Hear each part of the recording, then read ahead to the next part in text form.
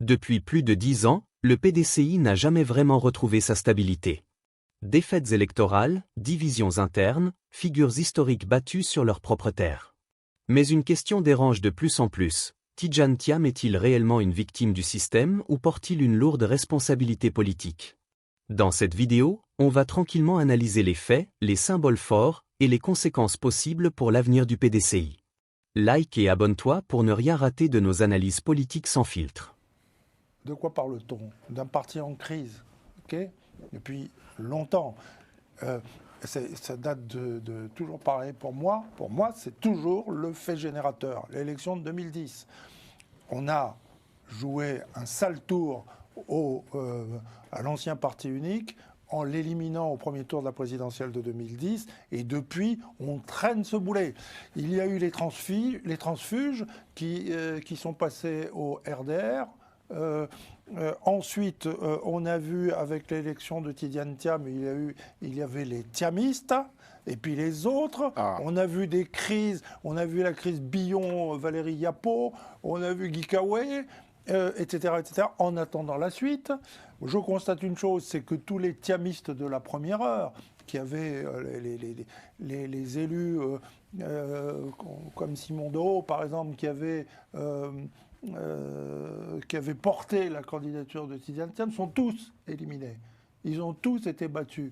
Donc, rien n'est changé. L'objectif, l'homme à abattre, c'est Tidjane Thiam. Voilà. Et c'est ce qui s'est passé hier. Et on va continuer dans ce petit jeu. Mais pourquoi? Pourquoi veut-on... C'est une défaite stratégique ou pas, Norbert? Tidjane Thiam a en main une carte majeure, c'est le temps. Il a le temps pour lui, il a l'agenda, il a le chronogramme, parce que le RHDP, c'est un géant aux pieds d'argile. Il a voulu conserver son chef, alors qu'il aurait très bien pu essayer de changer de monture en 2025. Il était sûr d'être élu, le candidat du RHDP, à l'élection présidentielle du 25 octobre 2010. Quelques tartampions auraient été élus. Ils ne l'ont pas fait. Ils ont gardé leur chef. Et si demain le chef disparaît, quand je dis demain, c'est vraiment demain, qu'est-ce qui se passe? Tout change. Tout change. Mais là, pour l'instant, Norbert, en fait, si on peut parler en matière de réel politique, vous avez parlé du cas de Simon Dehaut, président du groupe parlementaire. Sa défaite est quand même assez symbolique. Il y a aussi Abi Raoula Makori. Mais derrière cette défaite, il y a aussi une victoire aussi qu'on peut mettre en avant, celle de Bridomi Soumaïla en prison. Alors, sont deux. Pardon. Ouais, voilà. Pardon. Je peux... Carl, non, juste une demi-seconde. Oui. Je souligne que je n'en ai pas parlé.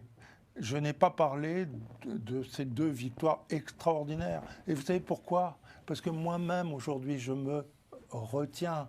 Parce que j'ai peur, en parlant d'eux, de cette formidable victoire, de leur causer du tort, avec un régime pareil, qui ne recule devant rien. C'est incroyable. On en est réduit à ça, évidemment. Bon. Moi, pour revenir sur les résultats, là. On reste le PDCI. Bon, on va rester sur les résultats puis le PDCI.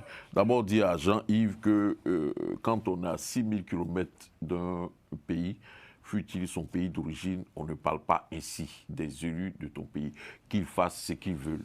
Cette expression a un caractère, je dirais, impoli.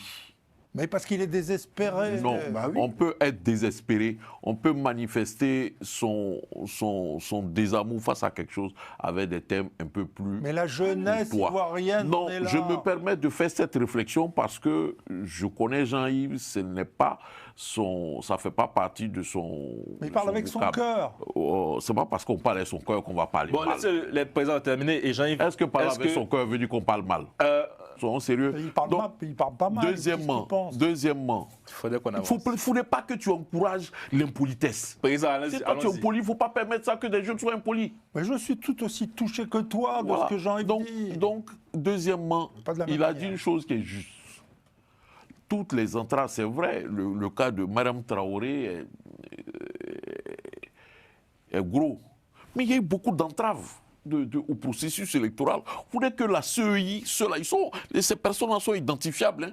Moi, on a vu des vidéos des gens qui n'étaient même pas ivoiriens, qui avaient des cartes d'électeurs. Il faut que tout cela soit jugé et que ce soit public, qu'on connaisse ces résultats, pour que ça puisse servir d'exemple. Madame Traoré doit être poursuivie par la justice. Ce n'est pas possible. Elle doit être poursuivie par la justice de Côte d'Ivoire. Ok, bon. Qui a été élue par une organisation, bon, je ne veux pas envie de choses. Maintenant, pour revenir sur le cas du PDCI, c'est vrai, il parle avec mansuétude de Tidjane Thiam, mais vraiment qu'on a été manager d'un certain nombre de grosses entreprises dans le monde, quand on récupère une structure écotherme d'un certain nombre je pourrais dire, de rendez-vous, on se retrouve à réduire, à diviser par 2 sa présence sur, par exemple, il parle du PDCI, à l'Assemblée nationale. Il y a une question à se poser. Qui est le manager principal de ça? Il a fait quoi? Et voilà. Nous ne nous trompons pas. Tidjane Thiam a sa responsabilité à 100% dans l'échec du PDCI. C'est ça. Dans l'échec, oui, c'est une réalité. Vive la commission électorale, vive le RHDP. Je vais finir. Oui, après ça, allez-y, terminer. Je t'en prie. Quand le PDCI tombe, tu viens de l'évoquer, Carlyle, dans des bastions qui étaient quasi imprenables, comme Marcouri. Mais on se pose des questions. Qu'est-ce qui s'est passé? Quand le PDCI, c'était chaud même à Cocody. Quand le PDCI tombe, tu viens de le dire, au-delà du symbole, ça a un sens fort que le président du groupe parlementaire du PDCI, Do Simon, tombe chez lui. Quand on sait lui-même ce qu'il représente au sein de sa communauté là-bas à Bangolo. Voilà, la chasse a commencé, donc, y compris sur je suis en train de dire, de la bande à Carlyle. Sortons de cette logique, de cette victimisation de Tidjane Thiam. Thiam n'est pas une victime. Thiam, dans ce qui se passe aujourd'hui dans la politique à Côte d'Ivoire, Thiam était responsable. Ce n'est pas une victime. Il est responsable des défaites. Il est responsable aujourd'hui de ce que le PDCI est en train de vivre. Et ce qui va se passer dans le PDCI dans les prochains jours. Toi-même, tu le dis. La crise s'annonce. Non, mais j'ai dit qu'elle est déjà ouverte. Qu'il ait le courage de ses idées. Qu'il ait le courage de ses idées. Et qu'il rentre en Côte d'Ivoire. Ce qu'il doit subir, il va subir ça. Et puis il va avancer. Allez. Voilà, Brendoumi qui est en prison, il a gagné l'élection chez lui. En fait, ce qui est quand même... C'est hallucinant. Un député qui ne bénéficie même pas de la protection... Merci. Allez-y. Qui ne bénéficie pas de quelle protection? Rapidement, je vais donner la parole. Attends, il ne bénéficie pas de quelle protection? Il ne bénéficie pas de quelle protection? Attends d'abord, de son immunité. Dans ce pays... Attends, moi je vais rappeler quelque chose à Norbert. Dans ce pays-là, en 1992, Laurent Gbagbo, c'était le PDCI qui était au pouvoir. Laurent Gbagbo, il était député. Est-ce qu'ils ont calculé son immunité parlementaire? Justement. Simone Gbagbo, elle était députée. Ils ont calculé son immunité parlementaire. Ils sont retrouvés dans ce pays-là. Les gens font comme si l'immunité parlementaire, là, c'est sous Alassane Ouattara qui a de la valeur. Merci beaucoup. L'immunité parlementaire dans ce pays-là, ça ne veut rien dire. Dans ce pays-là, ça ne veut rien dire. Attention, vous avez interpellé Jean-Yves sur un sujet. Je veux vous voulez réagir rapidement avant que je donne la parole à Vincent ou je laisse passer votre tour.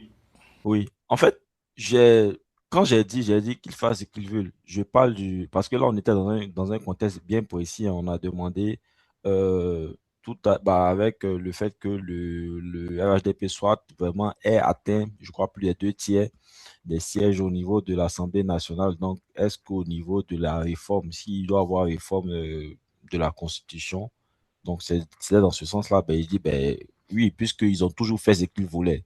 Ils ont toujours fait ce qu'ils voulaient depuis l'organisation même des élections présidentielles.